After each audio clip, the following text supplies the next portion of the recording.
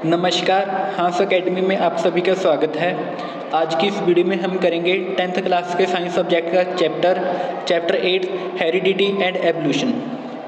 इस वीडियो में मैं आपके लिए टोटल 20 इंपॉर्टेंट क्वेश्चन लेकर आया हूं, जो आपके बोर्ड एग्जाम के लिए बहुत ज़्यादा इंपॉर्टेंट है। First question, define heredity. Heredity क्या होता है? Heredity is the transmission of traits और characteristic from parent to their offspring through genes. Heredity क्या होता है? जो ट्रेट्स होते हैं या कैरेक्टर्स होते हैं वो पेरेंट्स टू चाइल्ड में ट्रांसफ़र होंगे। किसकी हेल्प से? जीन की हेल्प से। उसे क्या कह देते हैं? हम हेरिडिटी कह देते हैं। हेरिडिटी का मतलब होता है जो पेरेंट्स से चाइल्ड को कैरेक्टर ट्रांसफ़र होते हैं जीन की हेल्प से, उसे हम हेरिडिटी कह देते हैं। Next question, what are genes? Genes क्या होते हैं? Genes are the segment of DNA. Genes DNA का सेगमेंट होते हैं that carry the instruction for the development of a specific trait in an organism. और जीन्स में क्या होता है? उनमें होते हैं इंस्ट्रक्शंस होती हैं जो कोई भी एक स्पेसिफिक कैरेक्टर को किसी भी ऑर्गेनिज्म में डेवलप करेगी, उसे हम क्या कह देते हैं? जीन्स कह देते हैं। नेक्स्ट है, what is the meant by dominant and recessive traits. Dominant trait क्या होता है और रिसेसिव ट्रेट क्या होता है? A trait that is expressed in the presence of one or two copies of the gene। Dominant trait वो होता है जो अपने आप को क्या कर देता है? एक्सप्रेस कर देता है। कहाँ पे? जहाँ पर एक या एक से ज़्यादा टाइप के जीन प्रेजेंट हो, उसे हम डोमिनेंट ट्रेट्स कह देते हैं। और रिसेसिव ट्रेट क्या होता है? A trait that is expressed only when 2 copies of gene are present. Recessive trait कब होगा? जब वहाँ पर 2 कॉपीज ऑफ जीन प्रेजेंट होंगे। मैं आपको एक एग्जांपल के साथ समझाता हूँ। जैसे जो हमारे पास कोई ट्री है,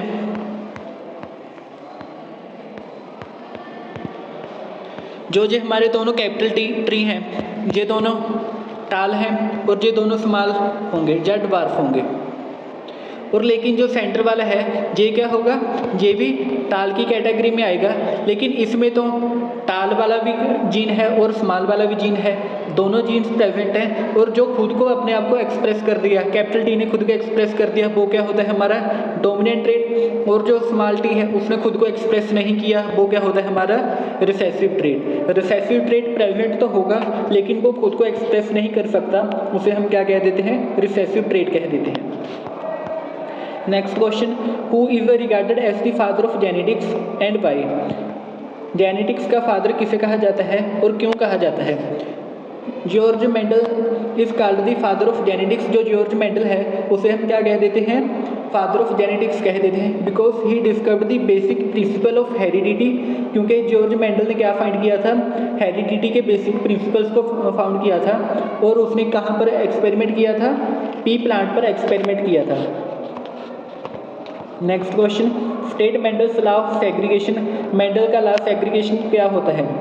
Mendel's law of segregation state that during gamete formation 2 alleles of 4 trait separate each other and each gamete receive only 1 allele.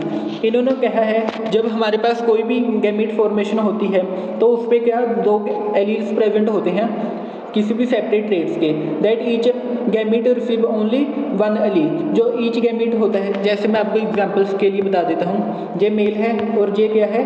Female है। हमारे पास कोई न्यू चाइल्ड होगा तो न्यू चाइल्ड में क्या जाएगा? एक जहाँ से एक्स चला गया, एक जहाँ से एक्स आ गया, तो जहाँ पर क्या आया? दोनों में से एक एक कैरेक्टर आए हैं, उसे हम क्या कह देते हैं? लॉ ऑफ सेग्रीगेशन कह देते हैं। Next question, what is monohybrid cross? Give an example. Monohybrid cross क्या होता है उसकी एग्जांपल दे।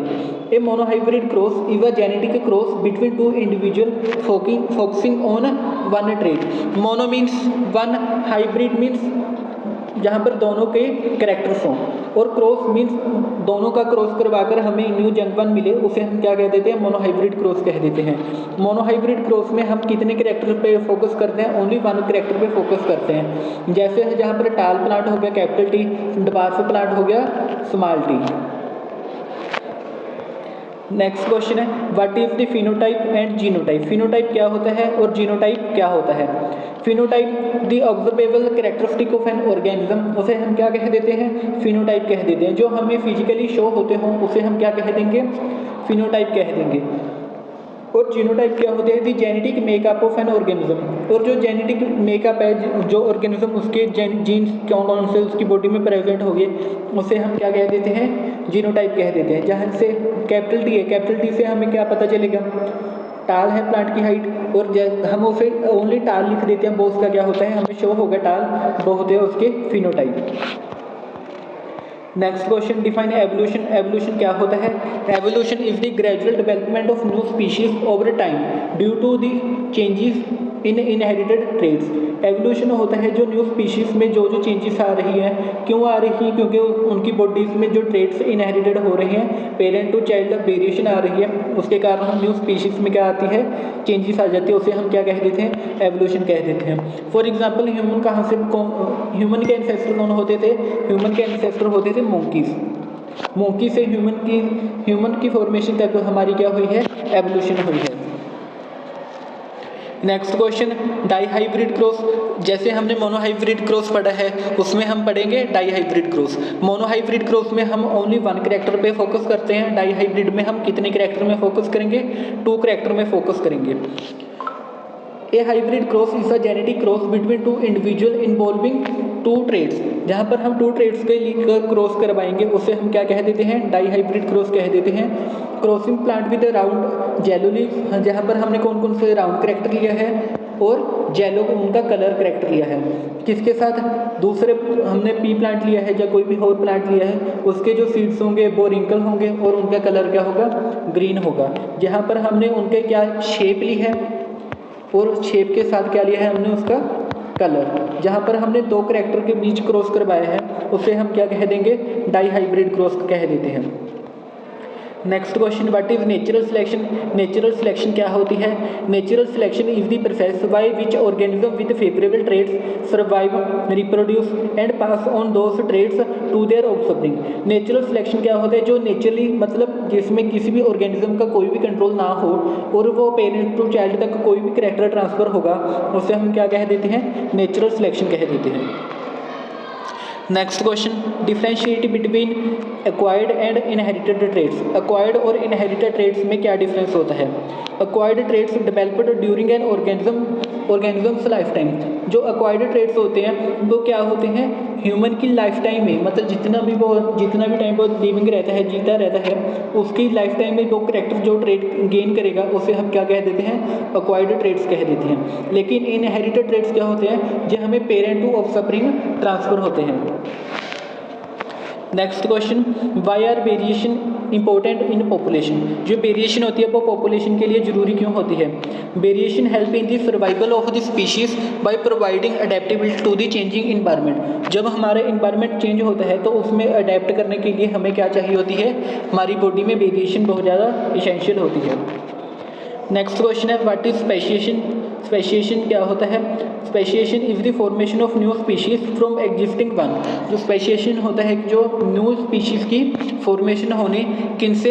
एग्जिस्टिंग वन से। जो स्पीशीज पहले से एग्जिस्ट करती है उनसे कोई न्यू स्पीशीज फॉर्मेशन हो जाती है, उसे हम क्या कह देते हैं?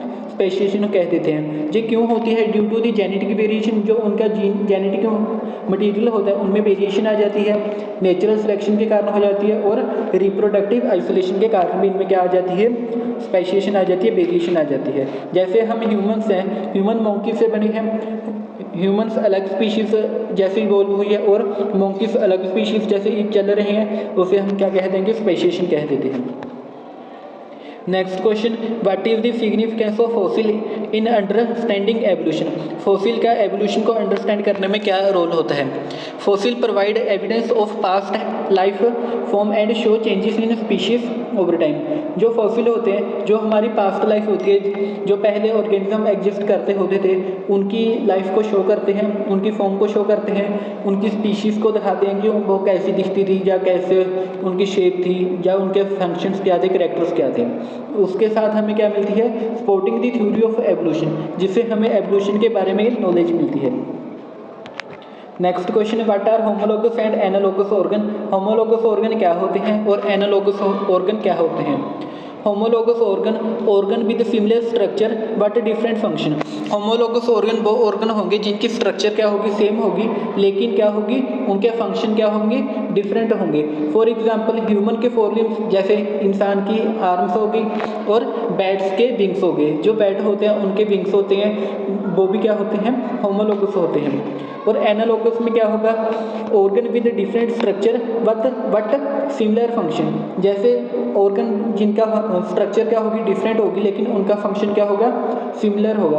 Wings of bird and insect, जो इंसेक्ट के विंग्स होते हैं वो डिफरेंट स्ट्रक्चर के होते हैं, और बर्ड्स के विंग होते हैं वो भी डिफरेंट स्ट्रक्चर के होते हैं, लेकिन इन दोनों का काम क्या होता है, सेम होता है। Next question, define genetic drift. Genetic drift क्या होता है? Genetic drift is the random change in the frequency of alleles in a population, specially in small population. Genetic drift होता है जो पॉपुलेशन होती है उनमें क्या आ जाते हैं, रैंडमली उनके एलील्स चेंज हो जाते हैं। एलील्स क्या होते हैं, जो जेनेटिक मटीरियल को जो जीन्स में प्रेजेंट होते हैं उन्हें हम क्या कह देते हैं, एलील्स कह देते हैं। उनमें रैंडमली चेंज आ जाए उसे हम जेनेटिक ड्रिफ्ट कह देंगे। 17th, explain Mendel's law of independent assortment. Mendel का लॉ को एक्सप्लेन करें इंडिपेंडेंट असॉर्टमेंट के। This law state that allele of different genes assort independently of each other during gamete formation। ये लॉ कहता है जो जीन्स होते हैं वो खुद को इंडिपेंडेंटली असोर्ट करते हैं। कब करते हैं? जेनेटिक फॉर्मेशन में, गैमीट फॉर्मेशन में। Next question, why did Mendel choose P plant for his experiment. बहुत इंपॉर्टेंट क्वेश्चन है, बहुत बार एग्जाम के बोर्ड एग्जाम में पूछा जाता है। Mendel choose P plant because they have distinct traits.